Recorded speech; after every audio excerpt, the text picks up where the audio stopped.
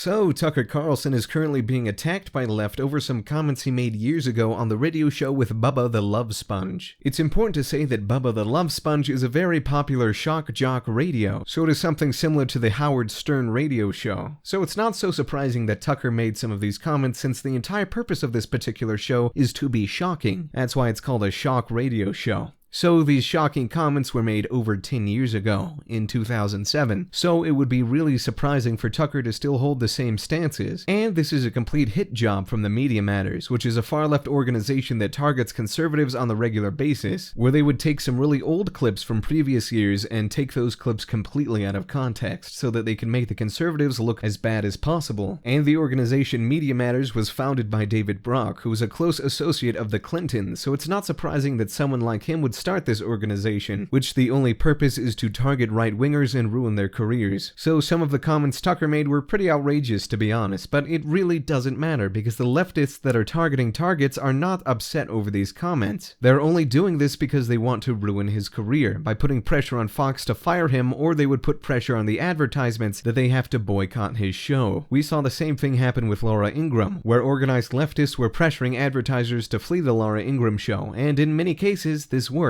Since advertisers don't want any controversy surrounding their brand, and often they would really start to boycott this show. But it's important to say that this only happens with the right-wingers, because leftists on Twitter in the organized way are contacting the advertisers to boycott some conservative show, but we never see that with people on the left, even though it was exposed that someone like Joy Reid had an old blog where she would publish all kinds of homophobic posts, but she didn't suffer at all. And also, Tucker didn't work for the Fox when he made these comments. Interestingly enough, at the time he was working for MSNBC, and if anyone should suffer any consequences, it should be MSNBC. Now, these are some of the clips that Media Matters published about Tucker, and you should judge for yourself if he said anything so outrageous that his career should be ruined.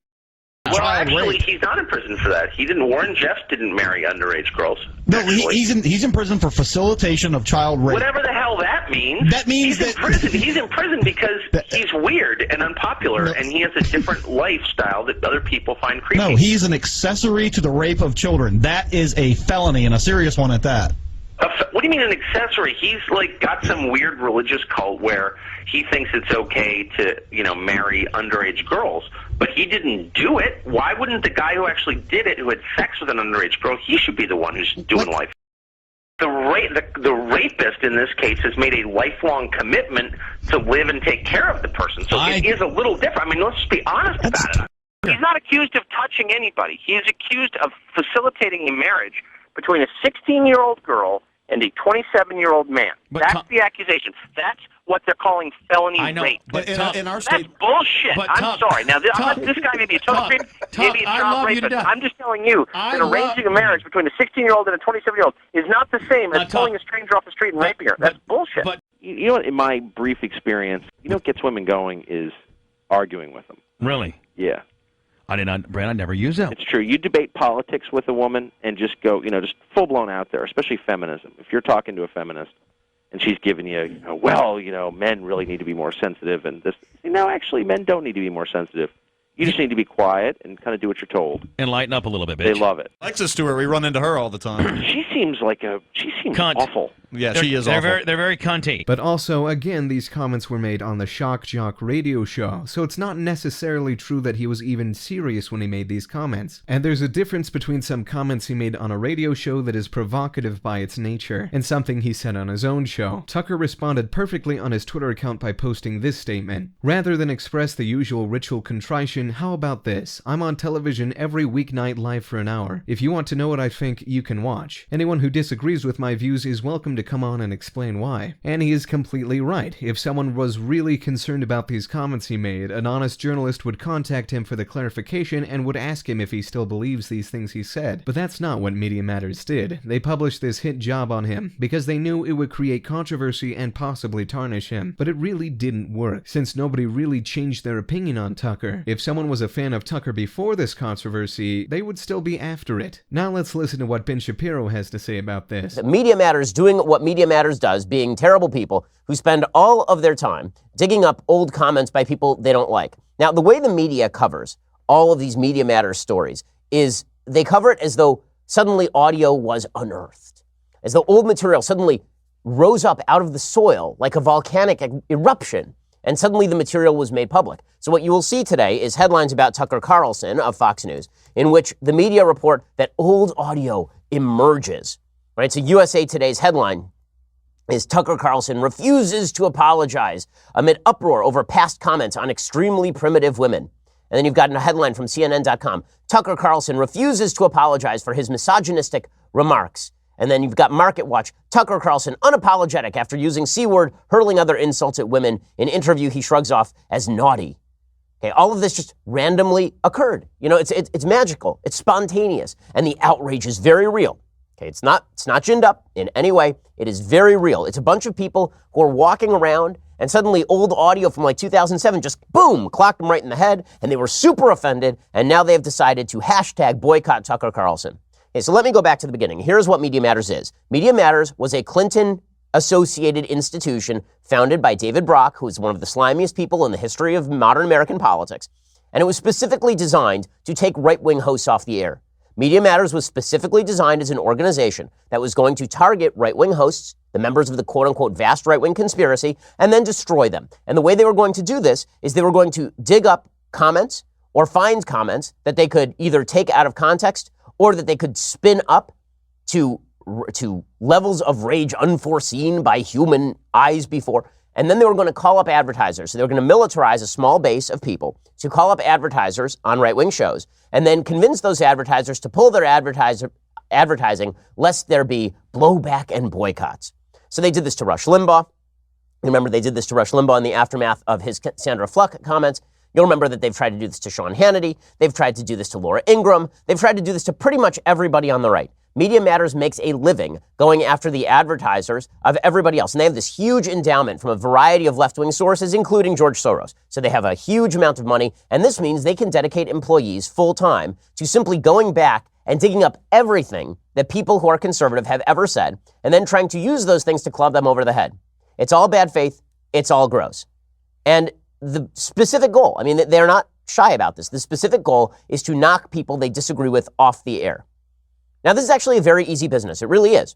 I know, because a few years back, I ran an organization called Truth Revolt. Truth Revolt was specifically and openly designed as a right-wing version of Media Matters. We said so openly. It was an aspect of the David Horowitz Freedom Center. And what Truth Revolt was designed to do was create mutually assured destruction. So, for example, what we would do is every night we would watch Al Sharpton's show. And every night we would watch Martin Bashir's show. And every night we would watch Alec Baldwin's show every Friday night. And then we would call up advertisers. We would have 100 people. That was all it took. We'd have 100 people, and we would issue emails to those activists. And we would tell those activists, call these advertisers and tell them to stop advertising on Martin Bashir when Martin Bashir says that somebody should excrete into Sarah Palin's mouth. And then the advertisers would drop, because advertisers are notoriously squirrely when it comes to political advertising. They don't want the blowback. Mostly, advertisers want to be left alone. Mostly what advertisers want is they want to be able to advertise to their audiences in peace. They advertise on a wide variety of shows. Every advertiser on my show, for example, advertises on left-wing shows as well. And that's good for the country. It is good for the country that advertisers advertise on a wide variety of political shows. But Media Matters wants to make it unpalatable for advertisers to advertise on any show that is not on MSNBC, which is why they are now digging up audio that was publicly available when Tucker Carlson was working for, wait for it, MSNBC, and now they are using it to try to start boycotts against, wait for it, Fox News. That's what Media Matters does. You have to understand this agenda before you can understand why all of this outrage is ginned up, why all of this is fake, why an enormous amount of this outrage is simply created out of whole cloth by the left wing in order to target Tucker Carlson. There is not one person hashtagging boycott Tucker Carlson today who's a regular watcher of Tucker Carlson's show. Not one. There's nobody going after Tucker Carlson today who is a Tucker Carlson fan and now is just shocked at the stuff he said to Bubba the Love Sponge between 2006 and 2011, because that's what all of this is. The columnist, a researcher at Media Matters who has the worst job in America, Madeline Peltz, she says she spent 100 hours listening to Tucker's old episodes with Bubba the Love Sponge, a shock jock radio program between 2006 and 2011. Now, you may be asking, was any of that old audio offensive at the time? Did people really care at the time? And the answer was no. Bubba the Love Sponge is actually a pretty popular radio show, and it was certainly popular back when Tucker was on it. And no one seemed to have any real problem with the stuff Tucker was saying because they understood. This is a shock jock radio program where the entire purpose of the show is to shock people. Bubba the Love Sponge was basically a softer version, slightly, of Howard Stern. So this is the same thing as when the media tried to dig up old appearances of Donald Trump on Howard Stern and then use that to bash Donald Trump. As though appearing on Howard Stern is what people really think, or as though appearing on Bubba the Love Sponge is Tucker's most thought-out political commentary. So Media Matters spends hundreds of man-hours, digging through the archives to try and find stuff that they can go after Tucker for. And honestly, this is how the internet works now. I experience it pretty much every day myself, where folks on the left will go back into my Twitter archive and try to find something, take it out of context, find a bad old tweet that I don't agree with anymore, and then bring it up 10 years later and then say, oh, well, you're a bad guy because you tweeted this 10 years ago. You know what? I don't have a time machine. You know what you do have on the internet is a Wayback Machine. Okay, the Wayback Machine allows you to see pretty much anything anyone has ever said. And what that means is that you're probably going to find some stuff you don't like. But here's the deal. There is a statute of limitations when it comes to political opinions. If you have moved forward from those opinions, or if you are asked about those opinions and you say, yeah, I don't believe that anymore, that's fair. Because you know what you can't do, realistically speaking, go back in time. Tucker can't go back in time to 2007 and say to Tucker in 2007 on Bubba the Love Sponge, Tucker, yes, Tucker, you know what, Tucker, I think it's a bad idea to say that. All right, Tucker, I agree. That's not something we can do in real life. Here's what you can do in real life. Ask Tucker about those comments. You can say, Tucker, you said this back in 2007. Is that something with which you agree? And then you might get a good faith response from Tucker Carlson. You can always tell the folks who are bad faith in politics by their refusal to hear any response to their own old stuff. If you go to somebody and you say, like Bernie Sanders, for example, you say to him, back in the 1980s, you defended Cuba. What's your take on that? Then you have to listen to his answer. Maybe he says he was ignorant. Maybe he says that he disagrees with what he said then. Whatever it is. The reason that old audio of Bernie Sanders is still useful is because Bernie still believes all the things that he believed back in the 1980s. The same thing, I'm sure, is not true of the stuff that Tucker Carlson said on Bubba the Love Sponge. And listen, this is not about me defending Tucker per se. I defended James Gunn. James Gunn was a director. You'll remember him from Guardians of the Galaxy. And James Gunn had some bad old tweets in which he made pedophilia jokes.